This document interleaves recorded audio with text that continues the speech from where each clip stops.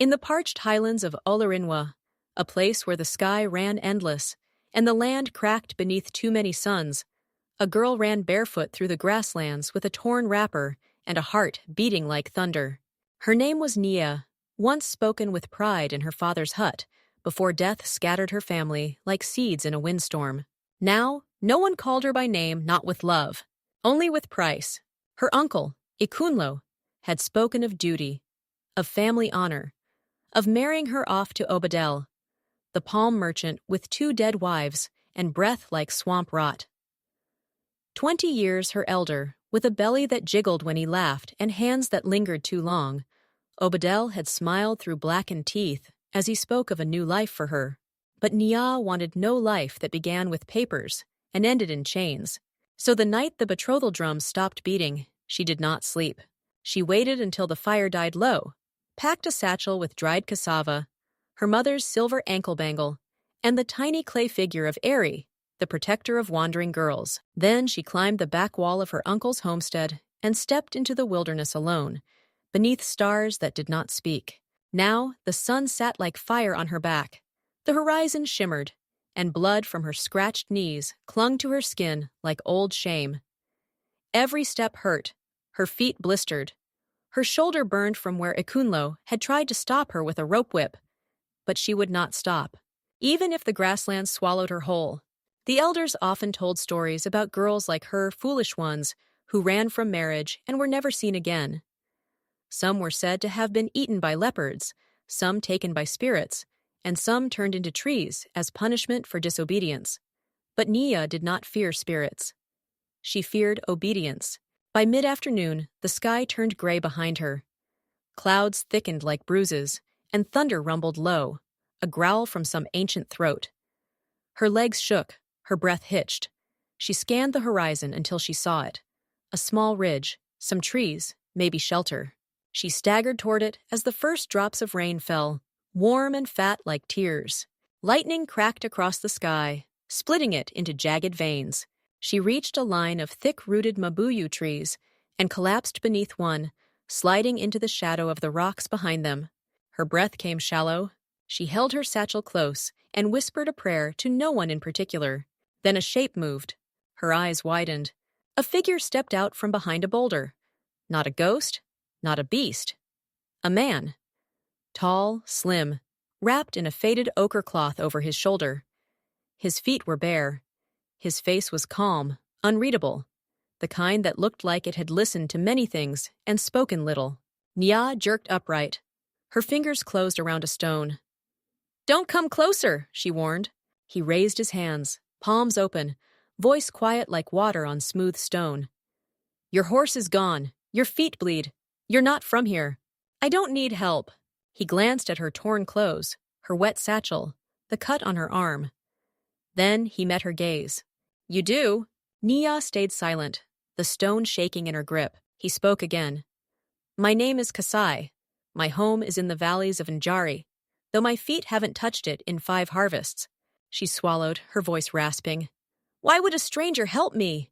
His eyes, dark like deep water, held hers without threat. "Because no one should be chased like prey." She looked at him a long moment. The wind screamed behind them. Thunder rolled again. Then, against every rule her aunt had taught her, Nyah dropped the stone and whispered, "Just for the night." Kasai nodded once, then turned. No questions, no beckoning. Just a steady walk toward a narrow trail carved into the hill. She followed. They walked through wet brush and rising mist for what felt like an hour. Nyah's legs buckled more than once, but she kept going. She didn't want him to see her fall. At last, they reached a dry rock cave, half hidden by hanging vines. Inside, the air was warmer, smelling of fire ash and herbs. Kasai lit a flame using flint, and soon a fire flickered, painting the walls in gold. He offered her a thick cloth. She took it without words. He said nothing more, only sat beside the fire, legs crossed, back straight, eyes watching the flames like they might speak truth. Nyah wrapped the cloth around her shoulders. It smelled of tree bark and smoke. She sat in silence, unsure if she should speak. Finally, she whispered, "They wanted to sell me, to a man older than my father. They said it would bring honor. Kasai didn't answer, so she continued. But I'd rather die free than live owned. Still, he did not interrupt. When she looked at him, he met her gaze gently. Then you chose wind over chains, he said. The land honors those who choose. She blinked fast. The fire popped. That night, she lay curled near the embers, and Kasai sat watch just beyond the cave mouth, one hand resting on a wooden spear, his eyes never closing, his spirit alert like a mountain cat. She did not ask him why, but in the stillness, for the first time in moons, Nyah let herself sleep, and in that sleep, she dreamed of rain that washed away names that were never hers to begin with. Nyah woke to the soft scent of charcoal and the gentle chirping of ground finches.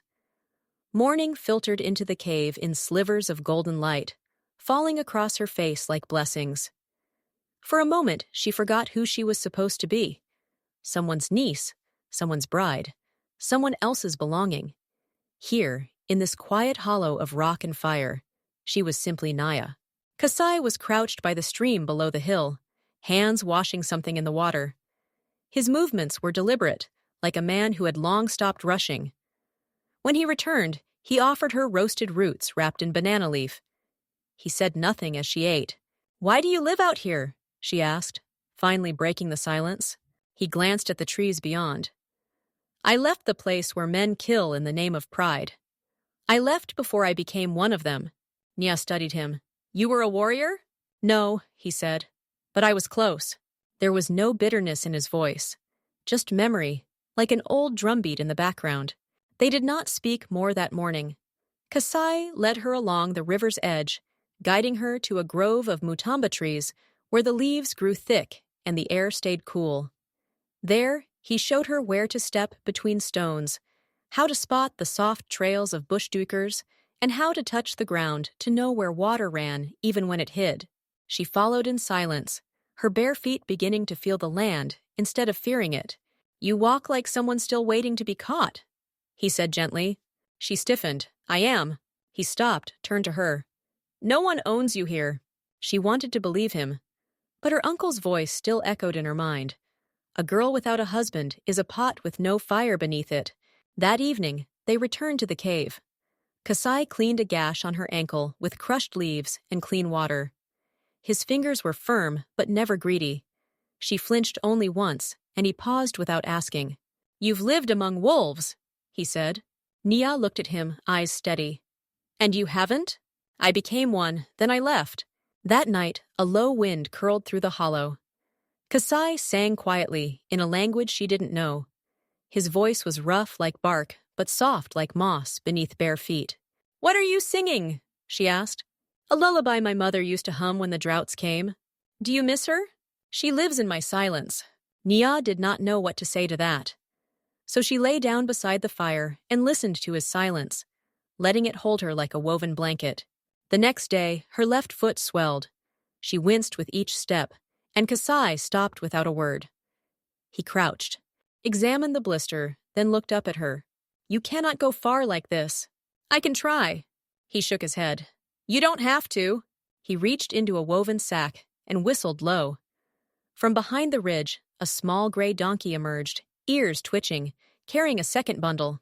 "You live with spirits," she muttered. "No," he said. "I live with the land. It listens if you're quiet enough." She looked at him, long and careful. "Where will I go?" "You will ride until you no longer feel chased. And if you wish, I will walk beside you." Her voice caught. "Why?" Kasai stared at her, not around her, not through her.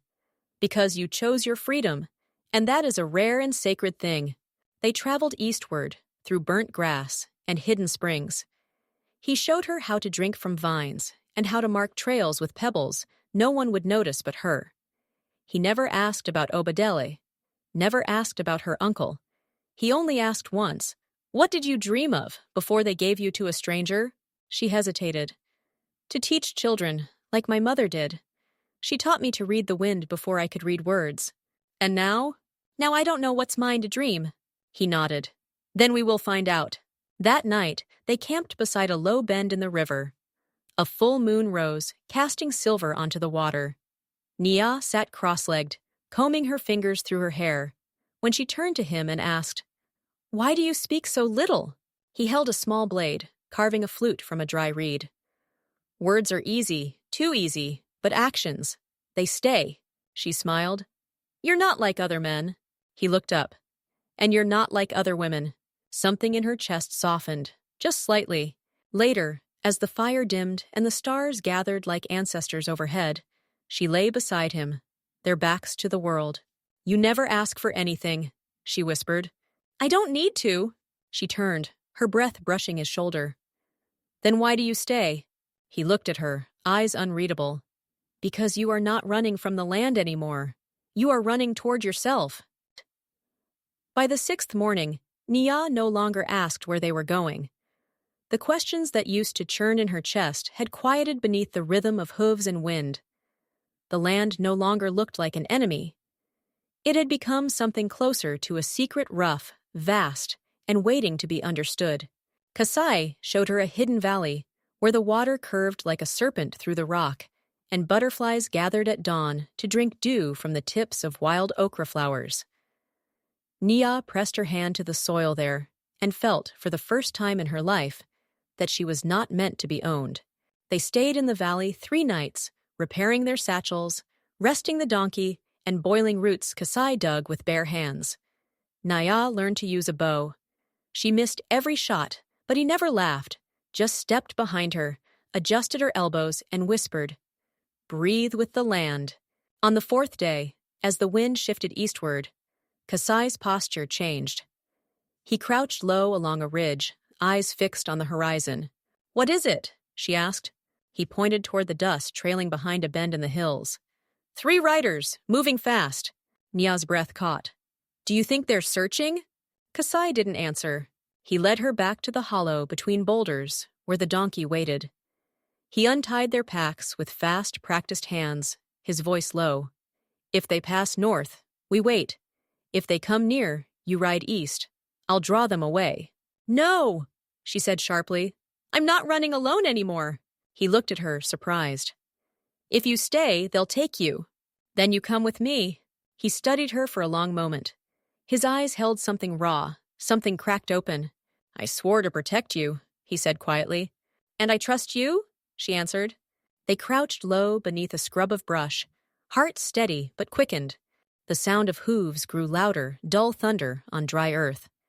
Kasai counted the rhythm. Not 3, but 4 riders. Heavy men. 1 older, 2 younger, 1 small and fast. Nyah pressed her palm into the dirt, as if drawing courage from it. She could feel Kasai's shoulder against hers, solid and silent. The riders passed by, kicking up dust, their voices carrying in sharp bursts across the wind. But they didn't stop. The sound faded into the belly of the hills. Still, Kasai waited long minutes before moving. "We'll go south," he said, "but not toward the river towns. That's where they'll expect you." She nodded. "We'll move like smoke." They rode until dusk, weaving through narrow ravines and broken grasslands. The sky burned orange behind them, and by the time they reached the edge of the Igbako cliffs, the last of the sun had disappeared behind the rocks. There, nestled between 2 stone arms, stood an abandoned homestead, its mud walls cracked but upright, its roof a sagging quilt of palm thatch. The place breathed of old fire and long-vanished laughter. Kasai circled the structure once. "No footprints, no new fire ash, it's safe." Inside, Nyah found a calabash gourd split open in a corner, and a child's woven bracelet on the floor, brittle with age. "Someone lived here with hope," she whispered. "A woman and her son," Kasai said quietly. "They traded herbs. I passed here 2 seasons ago. Then the drought came. They either left or didn't make it." She placed the bracelet on a windowsill, as if returning it to the hands that once wore it. That night, as they sat by the fire, she looked at Kasai across the glowing embers. "Did you ever think you'd be here, protecting someone like me?" His eyes reflected the flames. "Not someone who looks at me without fear." Nyah leaned forward. "You don't scare me." He did not respond immediately. Then, slowly, he turned his hand palm up beside the fire. She reached across the space and placed her hand in his. There were no words, only warmth. The next morning, they rose before dawn. Nyah tied her braid back with a strip of faded cloth Kasai had offered. He said it once belonged to his sister, who drowned many rains ago while fetching water. She wore it now like a flag of quiet defiance. Kasai walked ahead through narrow trails, and Nyah followed, her stride steady, no longer limping. The path narrowed, skirting a dry riverbed where wild onions grew. The scent curled in the wind. By noon, they paused beneath a lone calabo tree. Kasai crouched near the base, fingers pressed to the dust. "Someone passed through here. Is it the same riders?" "No, just one, riding fast, heavy horse." "Could it be a messenger?" Kasai didn't answer, but his jaw tensed. They moved again, faster now, though the donkey struggled to keep pace. As dusk bloomed purple across the horizon, they came upon an old trapper's lean-to built into a cave wall. Its door hung askew. Inside, they found a rusted spear, a broken stool, and a pile of feathers in the corner. Kasai shut the door and wedged it with a stone. Then he sat cross-legged, knife in hand, sharpening it with slow, sure strokes. Nyah sat near him, her voice a whisper. "Do you think danger follows us, or waits for us?" He didn't look up. "Both." "Will we ever stop running?" "Only when we choose to." She nodded slowly, then rose and walked to the edge of the cave entrance. The stars had begun to show above the trees, scattered like ancient prayers. Behind her, Kasai's voice came soft, as if spoken to the wind. "You once said you wanted to teach." "Yes. You still can. The world has not taken that from you." Nyah closed her eyes. "It tried," she said. "But you ran. That means something." She turned back to him. "It means I'm not afraid to be alone." Kasai looked at her then, not as a protector or companion, but as something deeper. "Then maybe it's time you didn't have to be." They found the place by accident. A narrow stream curved out of the forest and curled like a silver thread into a shallow valley sheltered by tall ebony trees. Birds gathered in the canopy. The air smelled of wet bark and flowering thistle. No roads led there, no paths led out. "This was once my uncle's land," Kasai said, his hand resting on a moss-covered stone boundary marker. "He gave it to me before he left to join the hill people. I haven't returned since." Nyah stepped into the clearing, sunlight catching the red dust on her shoulders. A small structure stood near the stream walls, made of stone and clay, the roof sunken but intact. A crooked fence lined with climbing beans had long since been swallowed by weeds. She touched the doorframe. "It's still standing." Kasai watched her quietly. "It can be yours too, if you want it." She turned to him, searching his face. "Are you asking me to stay?" "I'm asking if you'd build something with me." Her answer was a step forward, a hand pressed to his chest, and a whispered, "Then I will." They cleared the house together, sweeping out the bones of mice and shaking the dust from the roof rafters. Nyah mended the broken shutters using palm rope. Kasai propped up the porch beam with a forked branch. When night came, they lay on woven mats beside the hearth, arms entwined like roots beneath the earth. In the morning, they planted cassava and sorghum in a small field just beyond the hut. Nyah sang softly as she pressed seeds into the earth. Kasai built a new door from thick mahogany planks he cut himself, hands steady as old wisdom. Their days were simple but full. Kasai taught her how to trap guinea fowl using loops of vine. She taught him how to write letters on scraps of bark, carefully shaping the words she once only dared whisper. He carved her a small stool from fig wood. She stitched him a pouch from goatskin for the dry herbs he collected near the stream. One evening, she found an old box buried beneath the hearth. Inside were smooth stones, seed beads, and a piece of red cloth faded with age. Kasai sat beside her, his brow furrowed. "My mother's," he said. "She gave it to me when I left. Said to open it when I began remembering who I was." Nyah touched the cloth gently. "And have you?" "I'm learning," he whispered. That night, she braided the cloth into her hair. A week later, strangers arrived. Nyah heard them first, the slow creak of wheels, the soft clop of hooves. She stepped outside, wiping her hands on her skirt. A mule cart appeared at the edge of the valley, driven by a man in a fraying brown coat. Beside him sat a woman, bonnet pulled low. "We didn't expect anyone up this far," the man called. Nyah nodded. We keep to ourselves. We're looking for land, the woman added. Before the cold sets in. Kasai stepped into view, rifle slung but relaxed. The man raised a hand. We've got no weapons, just tools and thread. Nyah exchanged a glance with Kasai, then said, Come, there's water and fire. They shared tea under the shade tree, the man unrolling a cloth of worn knives and sharpening stones. His name was Toma, and his wife Isini spun thread. In exchange for a spool of coarse linen and a small chisel, Nyah gave them honey and dried okra. When the couple left at dusk, their cart creaking down the ridge, Kasai watched them disappear, then turned to Nyah. They were kind, she said. Not everyone who comes means harm. She looked at him. Do you ever wonder what this would have looked like if we'd met under different skies? He thought for a long time, then said, If things had been different, you might not have had to run. And I might never have learned how to make space for someone else. That night, she traced the scar beneath his eye with her fingers and whispered, I never thought I'd feel safe. You are now, he said. The rains came late that season, dusting the valley in silver mist. They worked indoors, boiling roots, sewing patches, reading aloud from the pages Nyah had kept folded in an old tobacco tin. On the coldest nights, she would write letters she never sent. Letters about quiet mornings, the curve of Kasai's back when he knelt by the hearth, the first time she laughed without guilt. Children began appearing in the seasons that followed, brought by wandering families seeking shelter, knowledge, or kindness. Nyah taught them how to hold a pencil, how to listen to stories buried in soil and wind. Kasai carved toys from driftwood and mended sandals with a patience no one expected from a man once trained for war. They added a second room to the house. They built a goat pen, planted yams. She placed a rock by the stream with her mother's name carved into it. And on a day when the earth smelled of wet firewood and cassava peel, Kasai handed her a ring carved from antler. I don't have papers, he said, and I don't need them. But if you want to wear my name, I would be honored. She took the ring with hands that no longer trembled.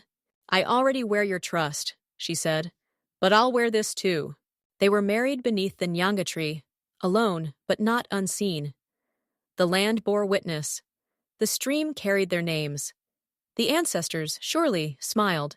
The first frost came quiet and sudden, covering the valley in a silver hush. It curled the bean leaves into ribbons and turned the garden paths brittle beneath Nyah's boots. She rose before the sun that morning, breath clouding in the cold, wrapping her coat tightly around her shoulders. Kasai was already by the hearth, lacing his boots. I'll check the traps before light, he said, voice soft with sleep. I'll bring in the last squash, she murmured. If we wait, the cold will spoil them. He leaned close, his palm warm against her cheek. Don't stay out long. Your coat's too thin. She smiled, pressed her face briefly into his hand, then stepped outside. The ground was stiff beneath her steps. The garden had faded into stalks and memory, but her hands worked without hesitation. She pulled onions, brushed the dirt off with her knuckles, and carried them inside, stacking them beside the window to catch the weak sun. When Kasai returned, he brought 2 rabbits and a furrowed brow. Someone passed near the southern slope, he said, setting the animals down. Bootprints, 2 sets, walking heavy. Nyah's spine straightened. Close. 2 ridges out, not fresh, but not old either. They stopped to rest. You can tell from the grass. They weren't just passing. She washed her hands slowly. Do you think they'll come this way? He shook his head. Maybe not, but I'll check again tomorrow. She didn't reply. But that night she latched the door twice. Kasai brought in extra firewood before dusk. Neither of them said why. The days grew shorter. They worked steadily, splitting wood, salting meat, hanging charms of maize husk above the door. Nyah wrote letters again. This time, not just for herself, for a girl she might teach one day, for the woman she once was, for the names that no longer held her captive. One afternoon, the sound of wheels pulled her from the kitchen. She stepped outside, flour still on her fingers, to see a wagon easing down the lower trail. A man drove it, his face browned and cracked like the bark of old trees. A boy sat beside him, no older than 10, wrapped in a tattered shawl. Kasai stepped from the shed, rifle slung but calm. Nyah raised her hand. "Morning," the man called. "Didn't expect folks this far." "We live quiet," Nyah said. "Just passing," the boy said. "Looking for water." Kasai gestured toward the trough. "There's clean stream water behind the house." The man looked wary. "We've got a little trade if it's welcome." Nyah nodded. "Come inside." They offered tea. The man, whose name was Bako, laid out knives dulled by the road and a pouch of dried guava. The boy, Joren, helped Kasai mend a broken latch on the goat pen. They stayed the night. Bako spoke little, but when he did, his words landed heavy with wear. "My wife died 2 rains ago," he said to Nyah, his eyes never leaving the fire. "Fever came fast. No healer would travel that far." She passed him the last of their cassava stew and said nothing. Kept the farm going a while. Then the land dried, then the animals died. The wagon was the last thing that moved. She watched him quietly. "You kept your son alive. That counts." The next morning, Nyah gave them a sack of dried maize and 2 cloth wraps. Joren hugged her tightly before climbing into the cart. She rested her palm on his head. "Travel early," Kasai told Bako. "Avoid the open ground when the sun peaks." Bako nodded, throat tight. "You built something here," he said, "with your hands and your trust." When they were gone, Nyah turned to Kasai. "You didn't even hesitate. They needed help. You always know who does." He looked at her, expression unreadable. "So do you." Later that day, Nyah found a carved wooden box tucked beneath an old floorboard she hadn't touched since they moved in. Inside were pieces of blue glass, river-polished stones, and a folded piece of bark with a prayer etched in red ink. She brought it to the porch where Kasai sat, sharpening a chisel. "Yours?" He looked down. "My sister's." "She left it?" "She gave it to me, for the day I stopped running and remembered my name." Nyah smiled and sat beside him. She didn't speak. Some names are not spoken aloud. They are held in bone and firelight. Evening settled in slow, painting gold on their porch as they worked. Kasai turned to her and said, "I've been thinking about building a second room, maybe a table that seats more than 2. She leaned into him, soft with warmth. "Then you better plan for children who won't sit still." He laced his fingers through hers. "I already have." The rains returned. Green returned. Life pressed out from the soil again. By planting season, they taught 6 children how to write their names. Parents came bearing eggs, dried fish, or thanks. Kasai carved toys from baobab wood. Nyah grew black-eyed peas near the stream and shared them freely. One warm dusk, she stood in the doorway, watching fireflies gather like drifting stars. Kasai came behind her, arms folding gently around her waist. "Do you ever miss what came before?" he asked. She shook her head slowly. "Not when I have what came after." And so they stayed, quietly, steadily. In the home they built, not with bricks and blood, but with choices and care. They were no longer running. They were remembering.